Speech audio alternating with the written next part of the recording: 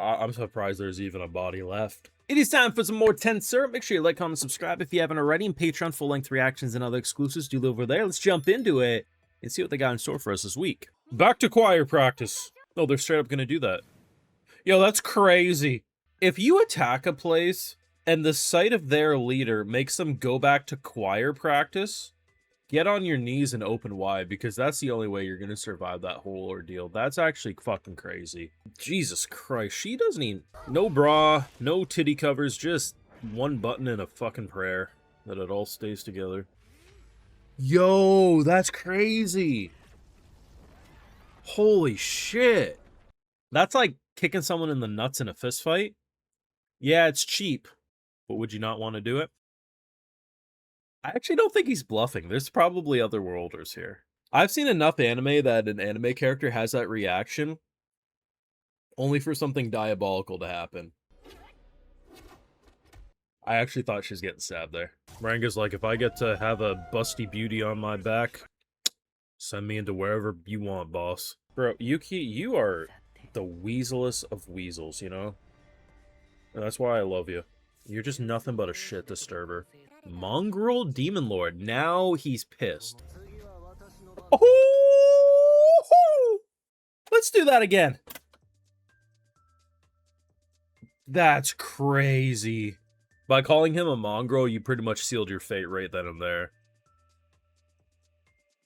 So we had to wait a week for the TenSura greatness to return, and boy, was it worth it. We are on what I would consider to be a generational run. The reason this episode is as exciting as it is, Rimuru versus GRANVILLE, there's like 5 or 6 big fights going on at once, is not just simply because Oonga Boonga the action be fun. It's because this has been a, you know, in a way actually, it's a multi-season buildup.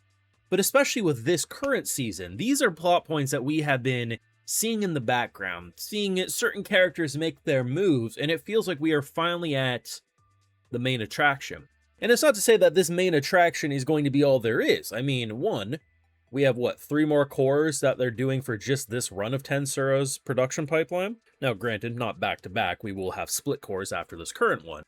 But, like, yeah, there's still lots of content to adapt. But this feels like the big attraction of the season currently, is that we're building into GRANVILLE, his plans, the Mario Bell stuff, there's so many little pieces moving, and to see them finally all clash together, whatever leaves alive by the whole end of this whole exchange, I don't know what the future of the TenSura world will look like.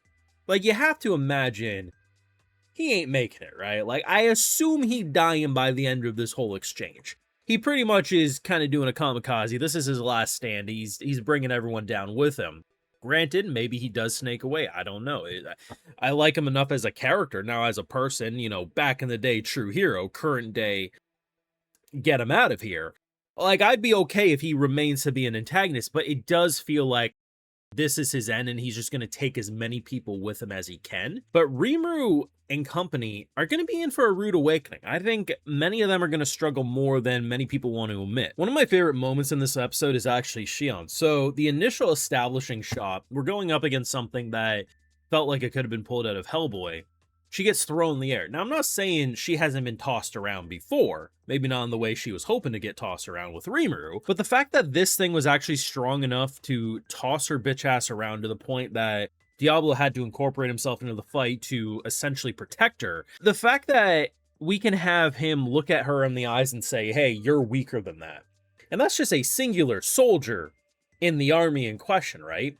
Now, Diablo, if he was to stay here and fight this thing, would win. I don't think there's any up for debate interpretations otherwise, right? She, however, by herself, probably would die. Or you can be weaker than your opponent and still win, but she would have been pretty much out of any future battles if she had to go up against this alone. By sending Rang in there, it evens the playing field a little bit and allows Diablo to go focus on the thing that he needs to focus on. The fact that they're not afraid to say, hey, these characters that are very powerful, they are not indestructible. And this is the thing that I'll always highlight, where I'll be like, hey, you know, Tempest might be strong, but Tempest is not indestructible, right? A lot of people, I think, who watch this are like, oh, the only reason a character died in Season 2 and had to be revived is because we weren't as powerful as we currently are. And yeah, that's a factor for sure. We are definitely stronger than where we were in season 2.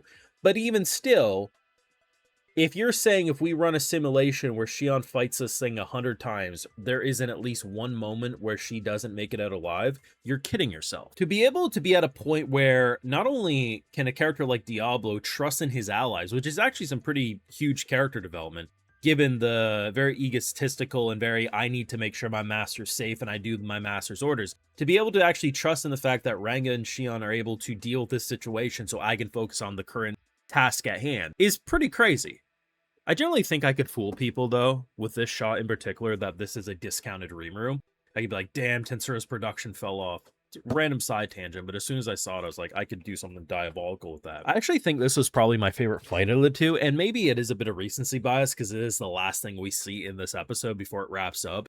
But him, like, as soon as she called, I think she referred to Rimuru as a mongrel, I believe is the exact insult that was used. As soon as you hear that, you know there's a better chance of a nuclear bomb going off than you walking out alive, right? Like, there was no positive outcome, because the only way it would have been worse is if there was more than Diablo on screen when this happened, because then they would have been competing on who could have the bigger dick in terms of absolute destruction for disrespecting Lord Rimuru-san. To be able to just disintegrate into such a nuclear blade, it's so brilliant, because early in the episode, we actually see this exact spell, but a singular one, targeting our heroes. Only for fucking Diablo to summon a couple dozen. Could you imagine being the local wildlife in TenSura and some of this shit happens? That's actually diabolical. Such destruction, such devastation, and just to see how everything's clicking. We have the Leon stuff, right? Leon finally has confirmation. Every time he talks, bro, is there a Chloe? He finally knows that's true. We have the GRANVILLE stuff. Everything is now clicking into one big battle, and it's a matter of who becomes an ally by the end of this, who remains to be a foe, who lives and who dies. This battle in this episode is not exciting just because of an insane production value and great Sakuga and all that. Like, that helps, not going to deny. But it's because we've been building up to this all season. We've been building up to a lot of this longer than all season, but it really feels like this season is really the emphasis in highlighting all this and everyone's last stands and their final kamikazes and the like. You have the fun. You have the excitement. But this is...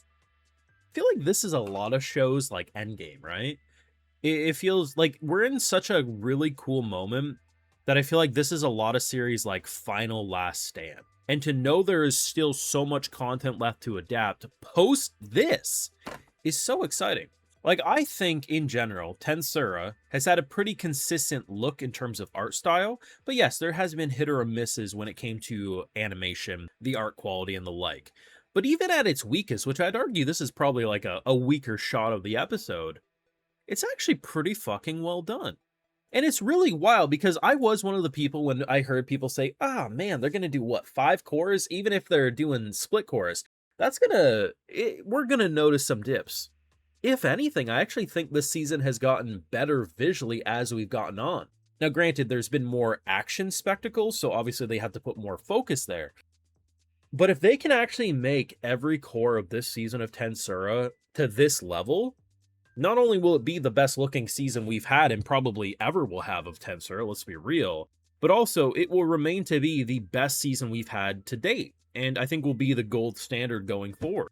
Because even if you like future arcs coming up better, it's hard to imagine them being able to, like, it almost feels like we caught lightning in a bottle this time around, and the stars have aligned to be like the best pace, the best structure, the best looking, the best everything. We are finally at the main attraction of what we've been building up to for so long. Some people might get away, maybe everyone will get away, but in the meantime, we are eating fucking good as TenSura fans, and I don't think we've ever ate better. Your thoughts? Like, comment, subscribe, of course, Patreon for live reactions, and hey, if you're already over on my Patreon, also give you a video shout out because my patrons are what fund this YouTube channel. So today we got Torna, Carther, AJ, Plays World, Plato's Chicken, Jimmy Carroll, Holmes, 1000CH, Cody Tiffany, and we also have Endux. I appreciate the support. Please take care and y'all have a good one.